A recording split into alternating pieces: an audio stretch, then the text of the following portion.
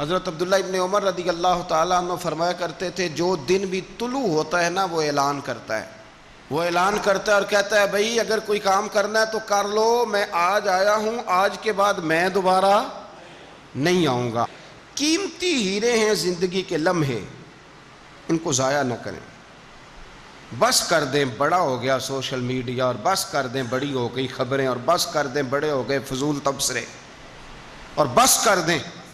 امام مسلم رحمۃ اللہ تعالیٰ علیہ جنہوں نے مسلم شریف لکھی ہے، امام صاحب کا وصال زیادہ کھجوریں کھانے سے ہوا تھا۔ ایک حدیث تلاش کرنی تھی تو کھجوروں کا ٹوکرا پاس رکھ لیا، تو کتابیں بھی ٹٹولتے رہے اور کھجوریں بھی کھاتے رہے۔ صبح حدیث بھی مل گئی اور ٹوکرا بھی خالی ہو گیا، پر کھجوریں اتنی زیادہ کھا لی تھیں کہ وصال کر گئے۔ کسی نے ان سے کہا کہ روٹی نہیں آپ کھاتے، زیادہ کھجوریں کیوں کھاتے ہیں؟ تو آپ فرماتے ہیں میرا کام ہے حدیث تلاش کرنا، میرا کام ہے حدیث کی سند پر بات کرنا، مسلمانوں کو صحیح اسناد کے ساتھ ان کے پیارے نبی صلی اللہ علیہ وسلم کی خوبصورت باتیں ان تک پہنچانا۔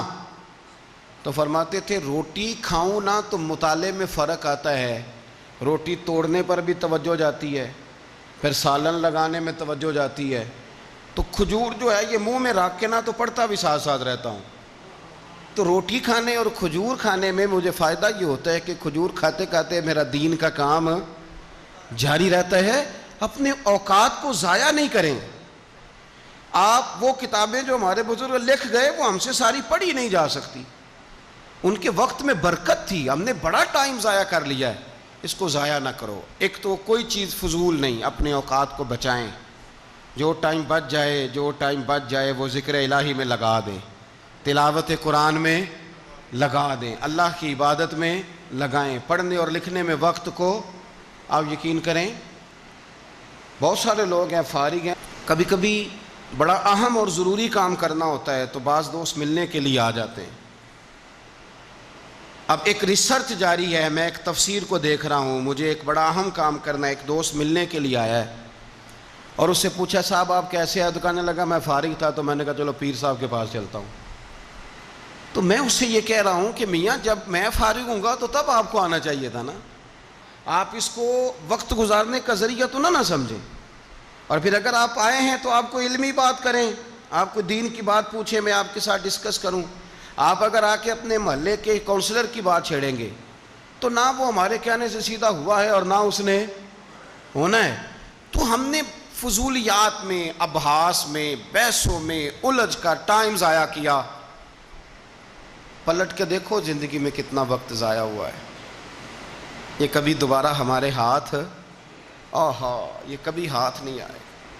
میرے نبی پاک علیہ السلام نے فرمایا جنتی کبھی افسوس نہیں کریں گے، پر اس بات پر جنتی بھی افسوس کریں گے کہ یار وہ 4 لمحے ضائع کیوں ہو گئے۔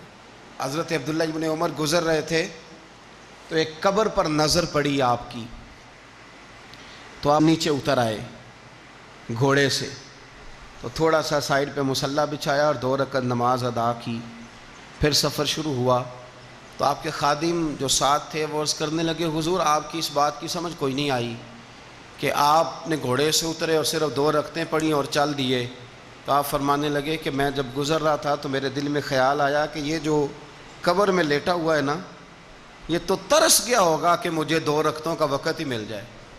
حضرت عبداللہ ابن عمر کہتے ہیں میرے ذہن میں خیال آیا کہ قبر میں لیٹ کے ترس رہا ہوگا کہ مجھے 2 رکعتوں کا، لیکن یہاں تو لوگوں نے میرے بھائی 6 گھنٹے گردنیں تھک گئیں موبائل پہ جھکی ہوئی، لیکن محمل اور فضول اور کوئی معنی نہیں اور کوئی مقصود نہیں، اور اس نے یہ کہہ دیا تو اس نے وہ کر دیا، اور اس نے یہ آج کل جو بیماری چلی ہے نا، اس سے سب سے زیادہ نفسیاتی مریض وہ لوگ بن رہے ہیں جن کا تعلق موبائل اور خبروں سے زیادہ ہے۔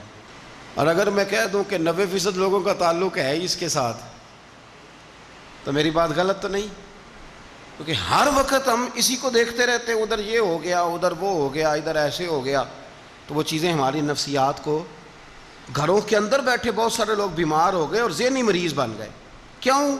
اس لیے کہ انہوں نے اپنا دل نہ قرآن پاک میں لگایا، نہ تلاوت میں لگایا، نہ اذکار میں لگایا، نہ وظائف میں لگایا، نہ ہماری طبیعت ہے یہ کام کرنے کی، تو الٹا سیدھا سوچ ساچ کے تو ہم الجھ جاتے ہیں۔ یہ گھروں میں جھگڑے زیادہ کیوں ہوتے ہیں کہ بہو ذکر نہیں کرتی اللہ کا، ساس کے خلاف ہی سوچتی رہتی ہے، اور ساس ناراض نہ ہوں، ساس و سسر جن کی عمر اب اتنی زیادہ ہو گئی ہے کہ اب اگلا سٹیج دنیا سے جانے کا ہی ہے، وہ بھی اتنی توجہ کرتے ہیں کہ یہ میرا بیٹا کیا آج شام کو مٹھائی کا ڈبہ لایا ہے کہ یہاں وہ مالٹے سیب لایا ہے۔ اگر ساری توجہ ادھر دینی تھی تو اس سے زیادہ بہتر نہیں تھا کہ مصلے کو وقت دیتے؟ اتنی باریکی سے لوگوں کا خیال نہ رکھیں، اپنا خیال رکھیں۔ تو حضرت عبداللہ ابن عمر فرمانے لگے یہ تو ترس گیا ہوگا نا قبر میں کہ 2 رکعتوں کا وقت مل جائے تو میں پڑھ لوں۔ تو آپ فرمانے لگے میرے دل میں خیال آیا یہ تو ترس رہا ہے، تو مجھے تو وقت ملا ہوا ہے نا، تو کیوں نہ میں 2 رکعتیں پڑھ ہی لوں۔ تو اپنے وقت کو بچائیں۔